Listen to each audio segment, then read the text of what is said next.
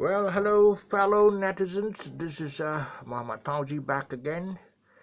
Well, there is 1 week left. 1 week left in my 2 week self quarantine in my shop lot here in the USJ 19 Mall. And for the record, I have not had a bath for more than a week, but I have all these wet tissues. They call it wet ones, I think. Wet ones. Yeah, you just pull out.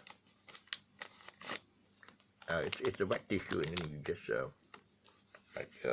yeah, it's like having a bath. It's cold, and well, that's it. I use it to clean myself, and I also change my singlet. This is a new singlet. I have stock here.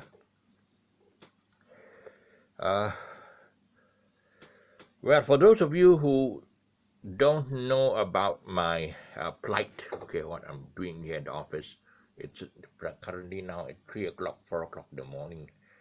I do keep awake in the morning because the air conditioning is off, and I do sleep in the morning, and I'm on a 2 week quarantine. More than a week ago, I found out that one of my this is the scoop now. It's the scoop, the story behind this. What am I doing here? More than a week ago, I found that one of my housemates was COVID positive. So I immediately called the ambulance to take him to the hospital or the quarantine center, thinking that that is the SOP. But to my surprise, the ambulance service caters only to COVID positive individuals who are dead. I don't want to use the word deadish because basically COVID positive individuals who are dead, not living, not breathing, okay? So basically, that's the thing. If you have a COVID positive friend or relative who is, unless he's dead, don't expect the ambulance to turn up. They won't turn up because, yeah, with the daily COVID cases now climbing to 20, 22, 20, it's climbing up to 30,000 soon. And daily, as you know, there are no beds in the hospitals, and there are no beds at all quarantine centers, and basically the whole medical facility is in havoc. It's in a mess, okay? We are talking that even if the ambulance were to come and pick up your dead COVID positive cases, even the COVID positive cases that come in dead on arrival, there is no place for them in the mortuaries. In the mortuaries, you have that refrigerated kind of drawer-like things. Reminds me of the pulling out the cabinets, except that it's about 6 feet long. So there's no place for them to put them in the refrigerated compartments, so they are all wrapped in plastic. And of course, many of you all have seen the videos where they're stuck on the floors until somebody says, we need refrigerated containers. Containers, the ones that they stack on the ships, container ships. So they have these lorries bringing these refrigerated containers to stack dead COVID bodies. I think it's just stacked it there en route to the cemetery, not the mortuary, the cemetery. Okay, well, I'm sorry I'm talking all these morbid stories, but it is a fact. Okay, after my roommate contracted COVID, I'm getting all these stories. Basically, it's from the horse's mouth because I'm the one calling the ambulance. I'm the one calling, and I'm finding out all the stories from the horse's mouth. Okay, so you're aware that currently Malaysia is the worst case scenario as far as the COVID-19 crisis is. Yes, our medical facilities have come to a grinding halt, and our frontliners are all taking the back door out. I can't blame them because though many are stressed out and you know, I mean, I pity them. They are the ones who are actually dying. They are the ones who are actually contracting most of the COVID cases. And I heard that they're going on strike. They're not being paid. They're not being recognized as doctors, whatever. But they are the ones who are at the front lines of this battle, and they are the first ones to be shot. They are the first ones to be exposed to the virus, and of course, they are the ones that are risking their lives for us. So, with the million COVID positive cases, my COVID positive friend was forced by the Ministry of Health, MOH, to self-quarantine in my apartment. And although I've had 2 vaccinations done, okay, the Sinovac, I don't know whether Sinovac or the Sinovac. Sinovac is the one that the empty syringe, but I think probably mine is a Sinovac. Okay, so although I had these 2 Sinovacs and I have a certificate to prove that I'm vaccinated twice, I got to go for another check. Okay, I got to go for another COVID test where they will push this thing into my nose and mouth and right down to your lungs to do another test to find out whether, because you are in contact with a COVID positive patient. So you have to do this test, and I underwent the test at the 14th mile of Puchong, the clinic Kesihatan Puchong, Batu 14, the 14 mile, and I got myself to. Okay, they at first said that basically you have to quarantine yourself in the apartment, but I said I'm not going to quarantine myself next to a COVID.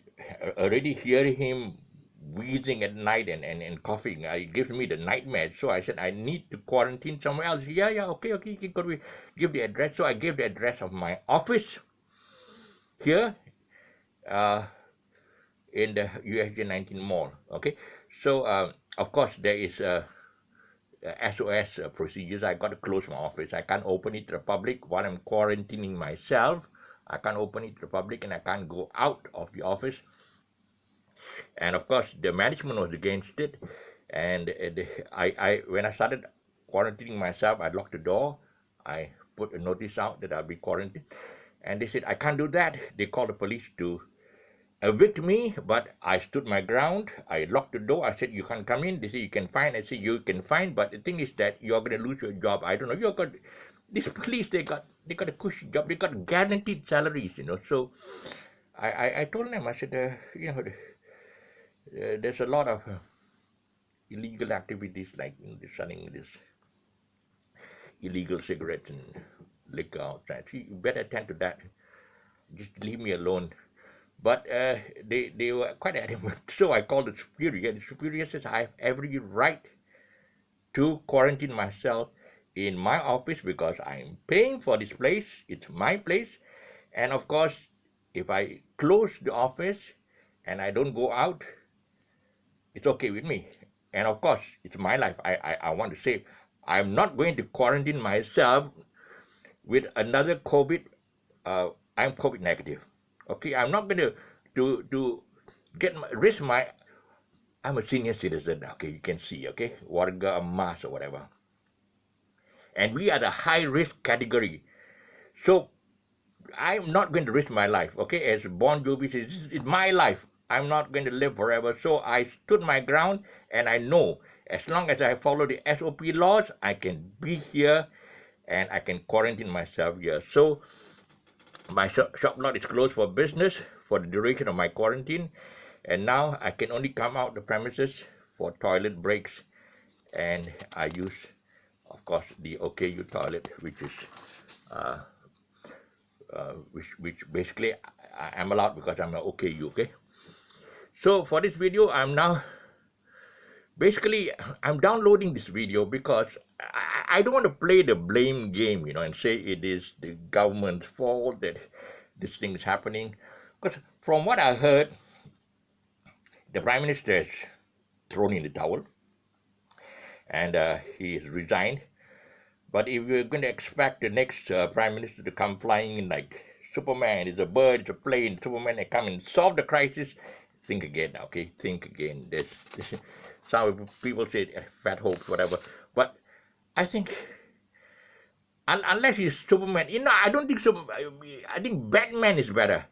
Batman. They say Batman wears a mask because he's shy that he can't fly like Superman. But as long as he's wearing the mask, he's protecting himself against the COVID virus. So okay, and Superman is not. So that's a joke anyway. So to cut a long story short, in a nutshell, we are dealing with an invisible virus, okay? It started off as a virus that just inhabits our lung and we have to cough it out. But now it's mutated. I gather it's mutated into a virus that can, like a float like a butterfly, sting like a bee. I use the analogy of Muhammad Ali, but many of the younger people don't know who he is. You could ask your grandmother. Okay, so we are dealing with a virus that is so small. It's smaller than a subatomic particle. And if we are dealing with monsters, we are dealing with creatures that are huge, dinosaur-likes. You mobilize the army with their tanks and their guns and their bombs and their bombs. I'm making this sound like Cranberry singer. Okay.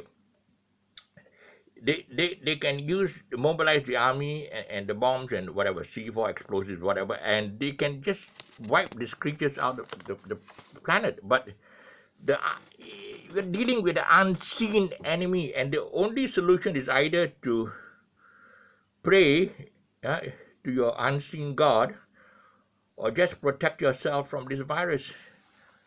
I guess the way I look at it, the only solution, you don't expect all these politicians and all prime ministers all to be able to solve, because this is a different thing altogether.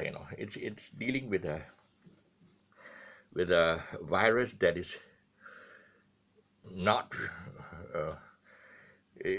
interested in any race, creed, religion, or whatever. It's just bent on wiping out the human race from this planet, okay? It's just want to do that, and I think it's a difficult enemy to deal with, okay? So main thing is that protect yourself, okay?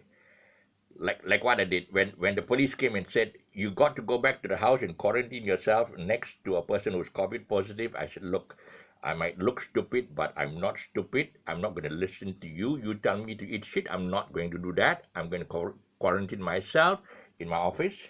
It's a lot safer, okay? So I locked my door and you can't come in. That's it. End of story. I called the superior. Superior said, yes, I have every right to do that. So I'm standing my ground and I'm following all the SOP laws, and they can't do anything about it. So if they force me back to my apartment, I said they're putting my life in danger, and my life is more important than all the money in the world, okay? I want to live, okay? It's my life, okay? Bon Jovi, remember, it's my life. I ain't going to live forever. We just stand by our ground. In any case, I've already told my tenant, look, I'm not moving back. So at this juncture, for this whole 2 weeks, you are having the whole apartment to yourself. The other tenant has also moved out. So he's having the whole apartment for himself, but he can have it for himself. But by the time the quarantine period is over, he has to move out. That is the ultimatum, okay? Because now it can stay because the MOF is given a letter, and and I have to abide by MOF's, not MOF, sorry, MOH, Ministry of Health, okay? I got to abide by their orders. They said he has a quarantine there. Yes, go ahead and quarantine my place. He has a whole apartment to a 3-room apartment to himself. But the minute the MOH order is expired, he has to move out. And then I'm going to sanitize the whole apartment. and then only I'm going to move back and stay there alone without any tenants, because I'm worried. At any time the tenants go and get themselves, you know, there are so many COVID positive cases now. They don't want to go and report themselves and get a ban and then get themselves banned. Get themselves banned and get themselves banned from doing business. Get themselves quarantined for 2 weeks. They don't want. So among us, there are many cases of COVID positive people who do not report, and I think the government is also not interested in them anymore. Okay, in China or Singapore, they will track them down, but now they don't, because they have no place for them. So, as I said, the cases are like this. I keep hearing things like, dad is COVID positive, mom and children are not, but the dad has got a quarantine in the house, so the mom and children will then eventually get the virus and the whole family dies together. And that's what the police told me. Yes, if the husband gets the COVID virus and the wife is negative, she still has to stay with the husband. My God, this reminds me of the sati law, the sati law, the Hindu law, where the husband, when he dies, his body is burnt in the funeral pyre, and the customary practice is that the wife has got to jump into the fire and kill herself and sacrifice herself so that she'll go to heaven with the husband. But what if he goes to hell? That's another story. I don't want to dwell on that. But fellow netizens, remember one thing. This home quarantine thing is going to exacerbate the already bad situation we have, okay? 22,000 climbing, 23,000, 30,000, I don't know. But if they're going to keep on, if there's no place to quarantine COVID positive cases, and they are going to then infect their family members and their friends and like this, the situation is going to get a lot worse, okay? So the worst situation is, worst case scenario, in a nutshell, we're all going to die. So the only person who can save your life is the man in the mirror. You got to keep on wearing this mask. You got to keep on practicing your social distancing. Assume that the person sitting next to you is COVID positive, because there are a lot of them COVID positive cases around, and the government can't. It's not they don't want to, okay? I'm not playing the blame game here. They can't. The situation is out of their control. So you all are thinking electing a new guy and all that will solve the problem. No, please, you can't depend on them anymore. Please, you've got to think about yourselves. How you're going to solve the problem, how you're going to save your life is you. The only person who can save his life, guaranteed to save his life, is a person who climbs up a mountain and go and stay in a cave for the next 2 or 3 years. Probably he will survive. But I don't know the rest of you, okay? You all have to think about it, okay? Think about it, okay? I'm just only using my common sense here, okay? The way I look at it, there is no way. It's only us here. Actually, I have closed my office down for 2 weeks. I don't know when it'll be 2 weeks, but I think I'll probably wait it out for 3 weeks before I move back to my apartment to sanitize the place. So I'm using this basically this is to my friends to help me out, to send some donations to me so that I can survive this lockdown. Actually, it's self-imposed, okay? I can just not report it and get away with it, but no. I have to follow. I want to be sure, although I have the 2 injections, I want to be sure that I'm still COVID negative. And when I move back, I will follow all the laws that will prevent me from contracting the disease. I'm a geriatric. I'm a Warga Emas, I'm a OKU, and I know I'm the high-risk category, so I'm going to do all I can to save my life, because my life is the most important thing. It's worth all the money in the world. Okay? So those of you, even with suicide thoughts and all that, I'm telling you all, don't kill yourselves thinking that the situation is hopeless. The only person who can help you is you. Think about that. Okay? So if you are going to donate money to me, please just do it, because I am going to put in, I'm not going to call it 2 cents worth. I'm going to put in my thoughts in the issue, okay? And I see everybody playing the blame game. You're thinking that people are going to solve this problem. They are not, okay? They are not, okay? You have got to solve it yourself. In the meantime, just look down, okay? Down there, there's a subscribe button. Subscribe to the channel. To people like us, there are other comedians like Harith Iskandar and James Leong, and there's also Douglas. I don't know, Douglas Lim. They are all also putting their 2 cents worth. They're using comedy to get through the people, and I'm also using comedy to get through to you all. Okay, I feel that I have ideas because I studied very high. Okay, I studied up to PhD, but sometimes I feel like I either want to throw my search down the toilet, or maybe use it to reach out to the fellow netizens here. Okay, so in the meantime, please subscribe to my channel, and I'm signing off now. Frank Jolly. Thank you.